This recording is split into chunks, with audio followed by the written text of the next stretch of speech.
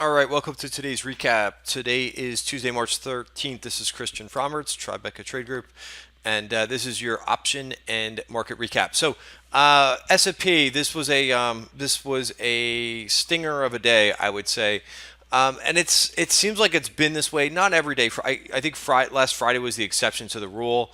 But when we've been opening up higher going into the open, now granted, again, this was more dramatic than what we've seen about a week ago. But it seems since the end of January, we've futures have been up in the morning and rallying into the open. It's just been a bad sign, and I don't really have a great reason for it other than why somebody would bid these up so much and then just maybe look to take profits. Clearly, there was some decent selling pressure throughout the day. And it was basically just a 45-degree angle to the right throughout the session. We had this one retest of the value areas. Again, the value areas providing some really good indication. Unfortunately, if you were thinking that we were going to rebound here, we just stalled right out into resistance. And we did this in a bunch of different names. Netflix came to mind as well. I was watching Netflix, and we rallied right up into that bottom of value and got crushed from there, or basically back to the lows in Netflix. So let me just go back to the S&P chart. I just want to spend a little bit more time on this. First of all, what type of volume did we get today in the SPY? Really not that much. You could see that SPY traded about 70% of the normal volume, so 30% less than average volume. It wasn't a lot of volume there. Qs traded relatively normal volume today. So, I would say you really didn't have the ETFs to kind of blame for this. It is quadruple witching, and there are some funky moves that happen around quadruple witching. Not just on Friday, but actually, remember what happens on the close of business Friday. All of the S&P indices rebalance. So does Nasdaq as well. So all of the indices, right? Not just it's not just one a name being substituted. Going one name leaving and one name going in. No, all the indices get reweighted. So, for example, S&P has market cap weighted indices. Every one of those names gets reweighted up or gets reweighted down. What usually happens is the winners get sold and the losers get bought. Because the one variable, these indices rebalance once a quarter, close of business Friday, March, June, September, December, and what happens is the variable that changes between one quarter to one quarter to the next quarter is price, right? So if you're dealing with a market cap weighted index, all those winners get sold, and those losers have to get bought, so that the weighting should be go back to the market cap weighting again, and that gets struck on the close of business. Friday once a quarter. All right, so that could be it. I don't know for sure, but maybe that could have also was an impact for the day. So let's just take a look at a couple things for the day. I want to go through the S&P chart because there's an interesting level to watch here, and then also while I'm doing that, I also just want to talk a little bit about Europe for the day. If I can bring up Bloomberg, there we go. Europe, I think I have a chart up unless I changed it. So yeah, I do have a chart. So I'll talk about this, but it seems like something was up this morning. The DAX was down 1.6% for the day, and really kind of picked up the slide with the DAX and Euro stocks. But really, it's the DAX that's been weak. And if you remember what we saw back here. Why I think this is interesting and why I think you need to pay attention to it is because there's a lot of things that go on. I think a lot of retail traders do not focus on the overall global market, and I think it's important to pay attention to because this is what happened back in I'll zoom in here towards the end of. So on this chart, the orange line is the S&P. I should explain that first. The orange line is the S&P, and this candlestick chart is the DAX. Notice what happened at the end of January. The DAX started to sell off while the S&P was still going up. And then really things got a bit weak here, and then I think everything started to fall together. So, now I'll zoom out a minute. Let's see if I can reset this.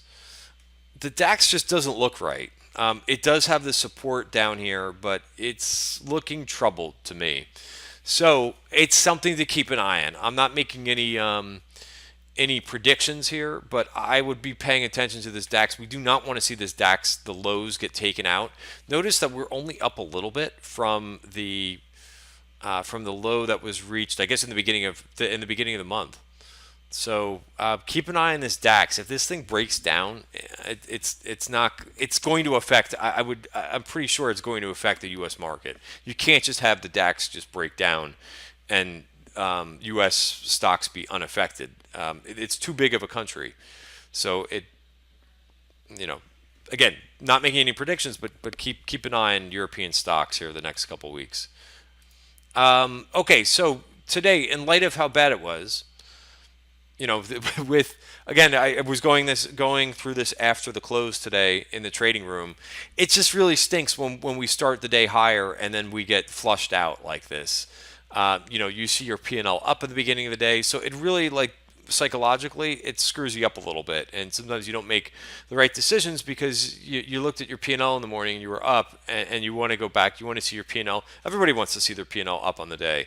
So if that happened to you, you just kind of have to go for a walk and clear your mind and get away from the screens for a little while, because it'll screw you up a little bit to see your P&L up big in the morning, and then if you didn't sell everything. I was busy trying to take profits in some things.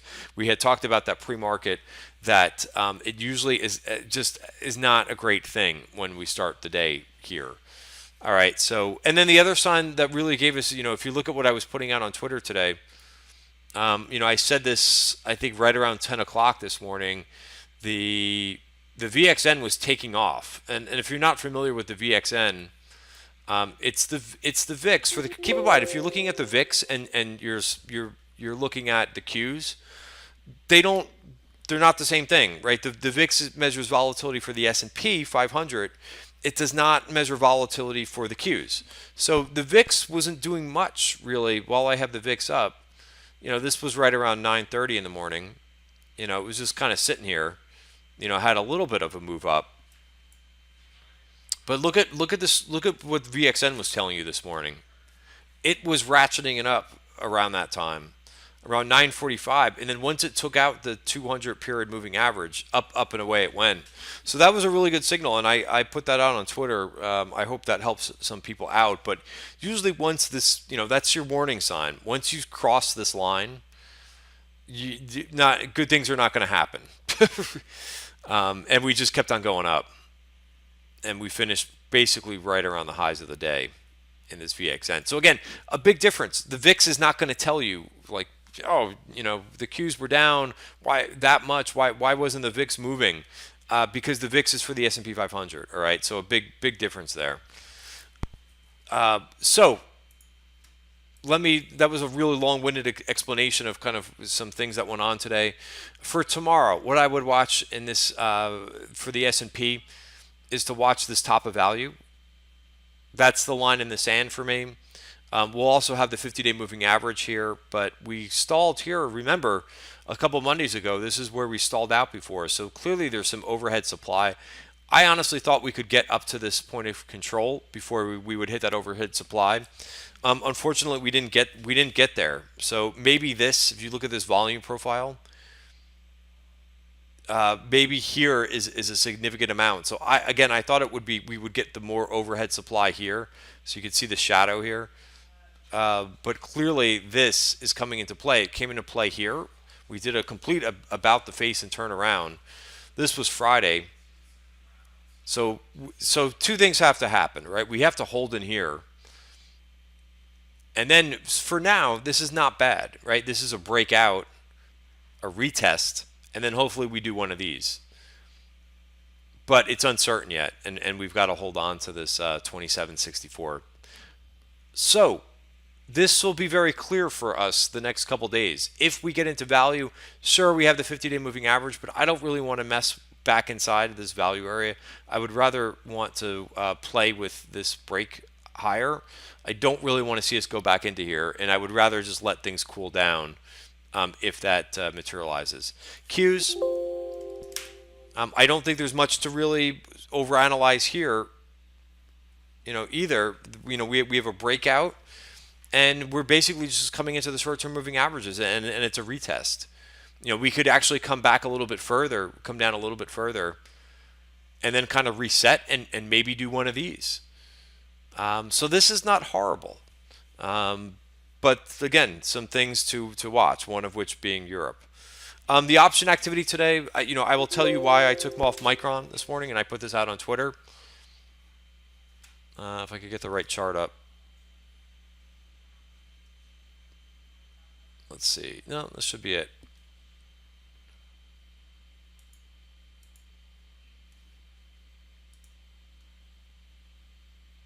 There we go. Just took a minute for it to go. Take a look at that purple line. That is a virgin point of control. Perfect place to take a target after a big run. I decided to get out of my January position. I will most likely try to get into Micron again.